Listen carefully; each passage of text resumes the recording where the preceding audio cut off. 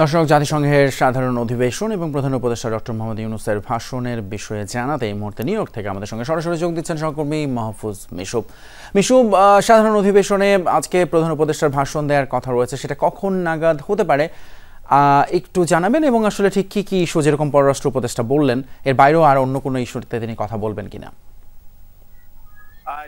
জাতিসংঘ সাধারণ পরিষদের যে অধিবেশন, সেটিতে আজকে যে দিনের শুরুর বিতর্ক সেটি শুরু করেছেন ইসরায়েলের প্রধানমন্ত্রী নেতানিয়াহু। তিনি বক্তব্য রাখবেন, তারপর পরে কিন্তু কথা বলবেন পাকিস্তানের প্রধানমন্ত্রী, তারপরে কথা বলবেন চীনা প্রধানমন্ত্রী, এভাবে এর মাঝখানে গ্রিস সহ কথা বলে ভুটান, কথা বলার পরে 10 নম্বর সরকার প্রধান হিসেবে কথা বলবেন বাংলাদেশের অন্তর্বর্তী সরকারের প্রধান উপদেষ্টা প্রফেসর মোহাম্মদ ইউনূস। আপনি জানেন যে জাতিসংঘের রীতি অনুযায়ী শুরুর দিকে রাষ্ট্রপ্রধানরা কথা বলেন, অর্থাৎ যেসব দেশ রাষ্ট্রপতি শাসিত তারা কথা বলেন, এবং তারপরে আজকে কথা বলছেন যেসব দেশ প্রধানমন্ত্রী বা সংসদীয় ব্যবস্থা অথবা প্রধানমন্ত্রী পদমর্যাদা যেরকম প্রধান উপদেষ্টা শাসিত সেই সরকার প্রধানরা। তার মানে আমরা ধারণা করছি এখানকার স্থানীয় সময় 11:55-50 প্রত্যেক সরকার প্রধান আসলে 15 মিনিট করে সময় পান, কেউ কেউ একটু বেশি নেন।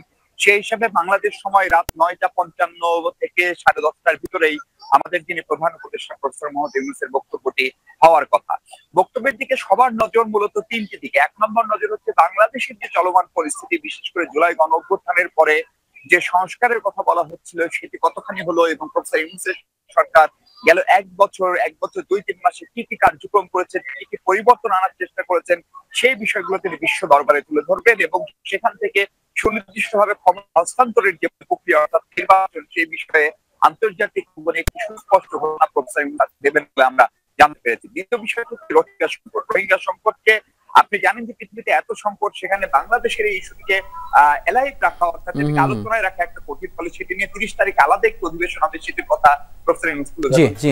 কিন্তু আপনি যেটি বললেন, আমরা একটু সেই প্রসঙ্গে যেতে চাই যে ইসরায়েলের প্রধানমন্ত্রী আপনি বলছিলেন ভাষণ দিয়েছেন, তো এবারের অধিবেশন তো শুরু থেকে আলোচনায় ফিলিস্তিন ইস্যু, তো ইসরায়েলি প্রধানমন্ত্রী ভাষণের পর আসলে নিশ্চয়ই একটা নতুন প্রতিক্রিয়া হবে। সব মিলে এই ইস্যুতে আসলে পরিস্থিতিটা কেমন অধিবেশনে?